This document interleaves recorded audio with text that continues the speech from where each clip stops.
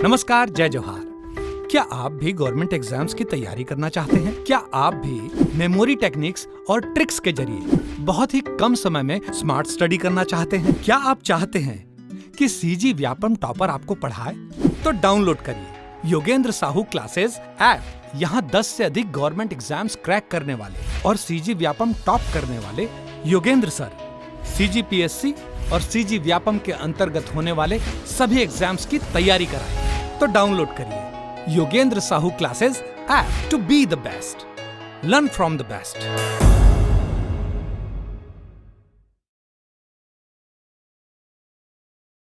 कोई भी सपना साकार करने के लिए सबसे जरूरी है सही कोच का होना। चुनिए Yogendra Sahu classes first rank को और करें अपने सीजी व्यापम CGPSC का सपना साकार। Download the app now. नमस्कार दोस्तों, स्वागत है आपका योगेंद्र साहू ऑनलाइन क्लासेस में। तो आज की क्लास में हम चर्चा करेंगे राज्यपाल के ऊपर। ठीक है, तो राज्य की जो विधायिका है वो 3 अंगों से मिलकर बनी होती है। ठीक, मैंने बोला राज्य सरकार की जो विधायिका है वो 3 अंगों से मिलकर बनी होती है। पहला होता है राज्यपाल, फिर होता है विधानसभा और एक होता है विधान परिषद। इन तीनों अंगों से मिलकर राज्य विधायिका का निर्माण होता है। ठीक है, राज्य विधायिका इन सब का वर्णन कहाँ है? भाग 6 में है। ठीक, कहाँ है? भाग 6 में। केंद्र सरकार कहाँ था? भाग 5 में। तो राज्य सरकार कहाँ होगा? भाग 6 में। तो आज हम पढ़ेंगे राज्यपाल के बारे में। ठीक है, तो राज्यपाल की अवधारणा कहाँ से लिया गया है? तो कहाँ से लिया गया है? कनाडा से लिया गया है। किसके संविधान से लिया गया है? कनाडा के। और ये जो होता है राज्यपाल, ये राज्य का प्रथम नागरिक होता है। ठीक है, और ये जो है केंद्र सरकार के प्रतिनिधि के रूप में कार्य करता है। ठीक, और संसदीय व्यवस्था होने के कारण राज्यपाल राज्य की समस्त कार्यपालिका का संवैधानिक प्रमुख होता है। ठीक है, क्या होता है? संवैधानिक प्रमुख होता है। जैसे कि केंद्र में राष्ट्रपति जो होता है वो राष्ट्र का संवैधानिक प्रमुख होता है, उसी प्रकार राज्य में संवैधानिक प्रमुख कौन होगा? तो राज्यपाल होगा। ठीक है, राज्यपाल के पद नाम से ही राज्य प्रशासन संचालित किया जाता है। मतलब राज्य का कोई भी काम है वो किसके नाम पर होगा? तो वो राज्यपाल के नाम से होगा। जैसे कि केंद्र सरकार में राष्ट्रपति पढ़ते थे ना, एज इट इज हम लोग राज्यपाल के बारे में पढ़ेंगे कुछ अपवादों को छोड़कर। ठीक है, तो कौन कौन सा ऐसा अनुच्छेद है जिसमें राज्यपाल के पद शक्तियों का वर्णन है उसको देख लेते हैं। ठीक, तो अनुच्छेद 153 में क्या दिया गया है? राज्यपाल, राज्य का राज्यपाल, मतलब किसी भी राज्य का एक राज्यपाल होगा। ये कहाँ बताया गया है? 153 में। ठीक है, उसी प्रकार 154 में क्या बोला गया है? राज्यपाल की कार्यपालिका शक्तियाँ। सबसे पहले तो उसके पद के बारे में बताया गया है 53 में, फिर 54 में क्या बताया गया है? उसकी शक्तियाँ। ठीक, फिर 155 में बताया गया है राज्यपाल की नियुक्ति। क्या? नियुक्ति। राज्यपाल को नियुक्त किया जाता है, ना कि निर्वाचित। इस बात को ध्यान रखेंगे कि राज्यपाल को क्या किया जाता है? नियुक्त किया जाता है। किसके द्वारा? तो राष्ट्रपति के द्वारा। आगे देखेंगे हम लोग। अनुच्छेद 156 में दिया गया है राज्यपाल का कार्यकाल। ठीक, कि उसका कार्यकाल कितने वर्षों का होगा, ये सब। ठीक है, 157 में क्या दिया गया है? योग्यता। 157 में क्या दिया गया है? राज्यपाल की योग्यता। ठीक है, 158 में शर्तें, 159 में शपथ। ठीक, शपथ। इसके साथ ही 161 में क्या दिया गया है? 161 में दिया गया है उसकी क्षमादान की शक्ति। जैसे कि राष्ट्रपति के पास भी क्षमादान की शक्ति है, उसी प्रकार राज्यपाल के पास भी क्षमादान की शक्तियाँ हैं। ठीक है, इसके साथ ही जो कार्यपालिका के समस्त कार्य होंगे वो राज्यपाल के नाम से संचालित होगा। इसका वर्णन कहाँ है? तो 166 में। ठीक, देखते हैं राज्यपाल के बारे में और कुछ विस्तार से चर्चा। सबसे पहले अनुच्छेद 155 का विस्तार से चर्चा करते हैं। ठीक है, अनुच्छेद 155 में क्या बोला है कि राज्यपाल की नियुक्ति तो किसके द्वारा होगी? तो मैंने तो बताया कि ये राष्ट्रपति के द्वारा राज्यपाल की नियुक्ति होगी। ठीक है, तो इसमें इंपॉर्टेंट पॉइंट्स कौन कौन से हो सकते हैं ये देखते हैं कि भारतीय संविधान के अनुसार एक ही व्यक्ति 2 या 2 से अधिक राज्यों का राज्यपाल नियुक्त हो सकता है।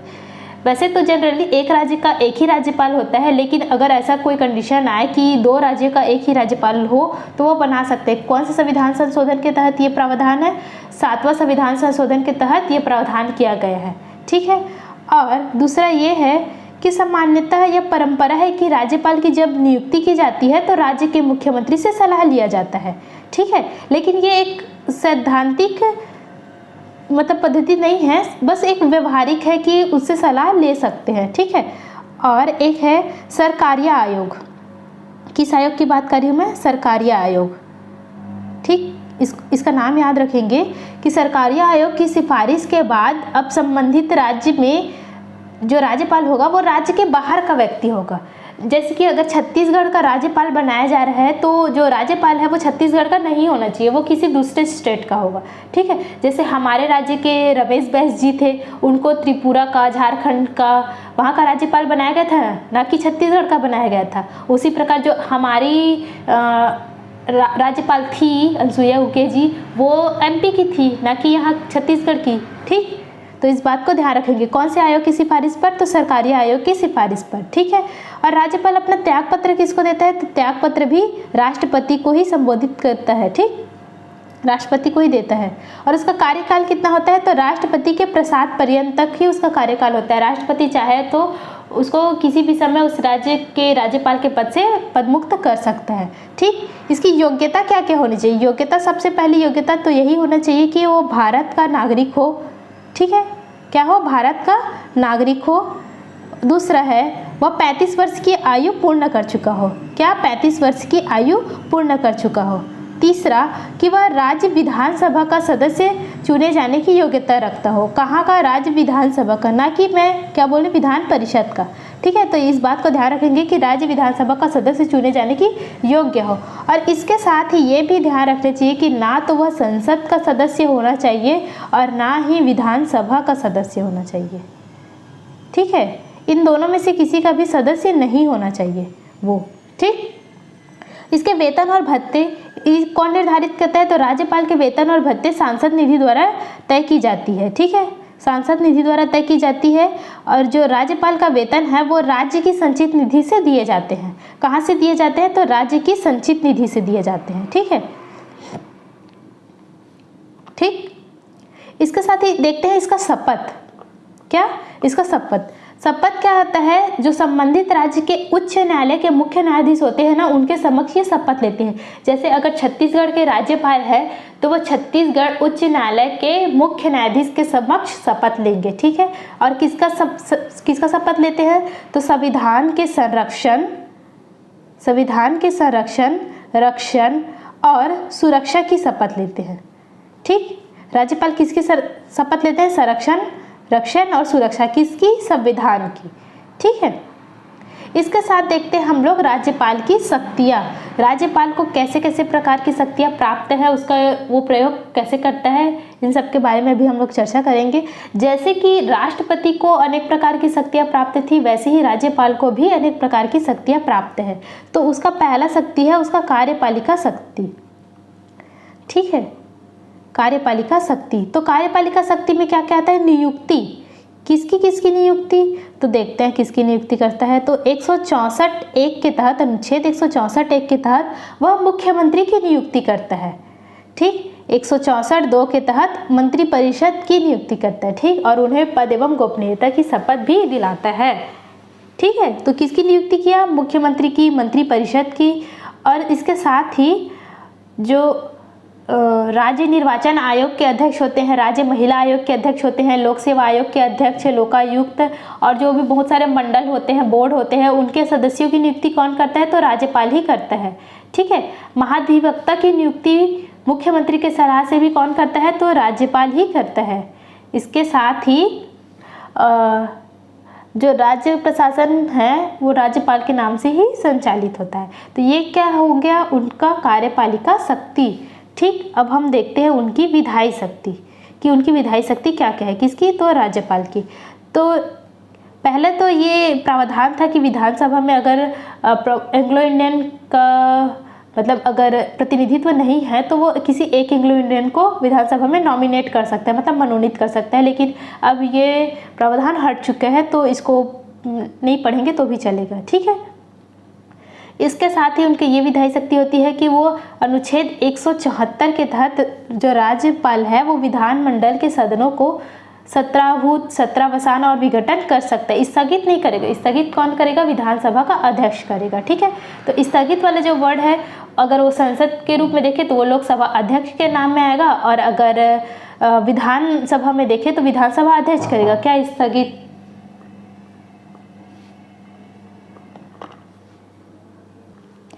राज्यपाल की विधायी शक्तियों में राज्यपाल विधेयक संबंधी उसमें स्वीकृति देना है, स्वीकृति को वापस करना है, या फिर स्वीकृति को राष्ट्रपति के लिए आरक्षित करना है, ये सभी भी उसके विधायी शक्तियों में ही आएगा। ठीक है, इसके बाद होता है कि अध्यादेश शक्ति। तो जैसे कि राष्ट्रपति का अध्यादेश शक्ति अनुच्छेद 123 में था, उसी प्रकार राज्यपाल की अध्यादेश शक्ति 213 अनुच्छेद में वर्णित किया गया है। ठीक है, मतलब अगर विधानसभा का सत्र नहीं चल रहा हो तो फिर राज्यपाल अध्यादेश के माध्यम से कानून बना सकता है। ठीक है, उसकी वित्तीय शक्ति क्या होती है कि राज्य विधानसभा में अनुदानों की मांग राज्यपाल द्वारा किया जाता है। बजट और समस्त विधान विधेयक राज्यपाल की पूर्वानुमति से ही पेश किया जाता है। ये क्या होता है? उसकी वित्तीय शक्ति। और न्यायिक शक्तियाँ क्या होती है कि जो राज्यपाल है वो जिला न्यायाधीशों की नियुक्ति किसके सलाह पर परामर्श पर करता है? उच्च न्यायालय के परामर्श पर करता है। किसकी नियुक्ति? जिला न्यायाधीशों की नियुक्ति। ठीक है, तो ये क्या आएगा? उसकी न्यायिक शक्तियों में आ जाएगा।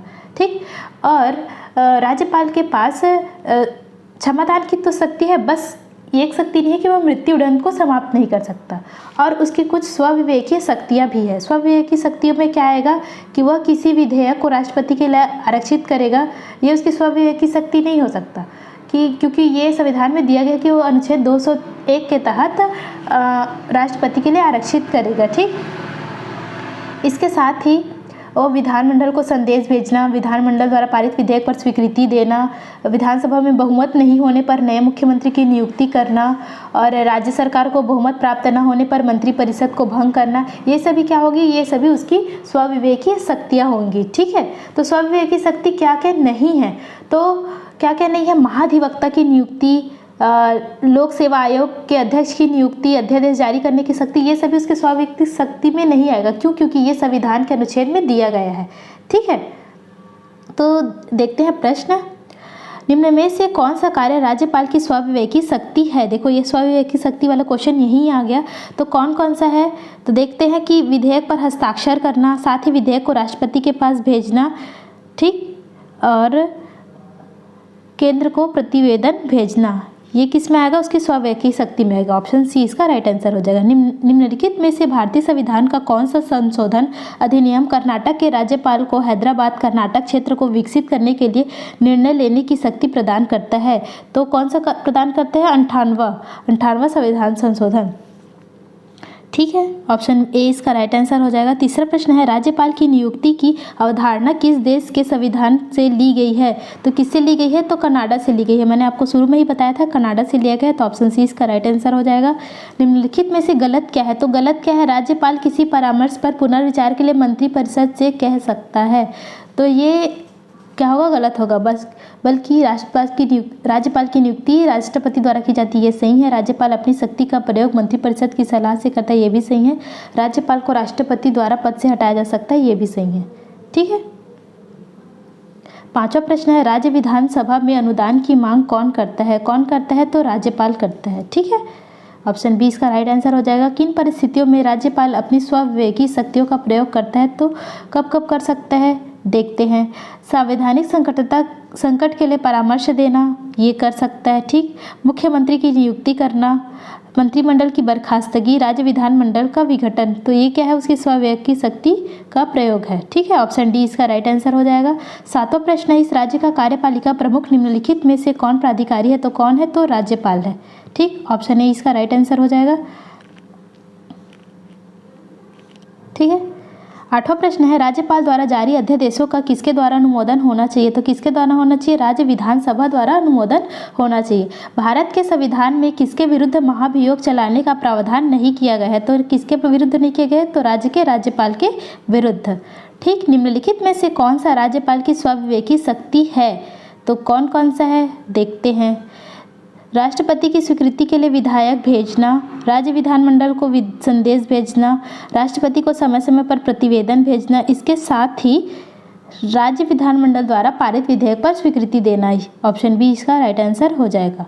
ठीक है। भारतीय संविधान में अध्यादेश जारी करने की शक्ति किसे प्रदान की गई है? तो राष्ट्रपति एवं राज्यपाल दोनों को प्रदान की गई है। ठीक, ऑप्शन डी इसका राइट आंसर हो जाएगा। राज्यपाल की अध्यादेश जारी करने के विषय में सही क्या है? तो क्या क्या है देखते हैं।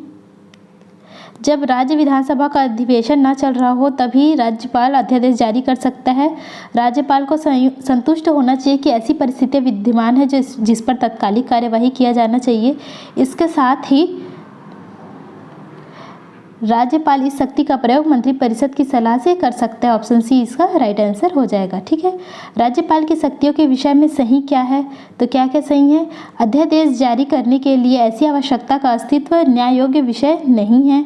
इसके साथ ही क्षमा प्रदान करने की शक्ति न्यायिक पुनरीक्षक का विषय है। ऑप्शन बी इसका राइट आंसर हो जाएगा। ठीक है, भारतीय संविधान किस अनुच्छेद के तहत राज्यपाल राष्ट्रपति के विचार के लिए किसी विधेयक को आरक्षित रख सकता है? तो अनुच्छेद 200 के तहत।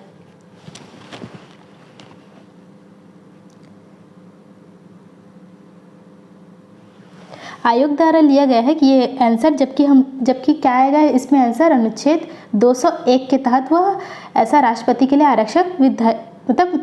आरक्षित रख सकता है किसी भी विधेयक को। 201 मतलब ऑप्शन सी आना चाहिए था। ठीक है, इसमें स्वतंत्र भारत में किसी राज्य की प्रथम महिला राज्यपाल थी तो वो कौन थी? तो सरोजिनी नायडू थी। ठीक, ऑप्शन बी इसका राइट आंसर होगा। यदि विधानसभा के किसी सदस्य की अयोग्यता का कोई प्रश्न उठता है तो क्या होगा? तो क्या होगा? विषय राज्यपाल को भेजा जाएगा। ऑप्शन बी इसका राइट आंसर हो जाएगा। राज्य की विधानसभा में 17वां का आदेश किसके द्वारा दिया जाता है? तो राज्यपाल के द्वारा दिया जाता है। ऑप्शन ए इसका राइट आंसर होगा। राज्यपाल के पद की नियुक्ति के लिए क्या योग्यताएं हैं? तो वह भारत का नागरिक हो, इसके साथ ही वह 35 वर्ष आयु पूर्ण कर चुका हो।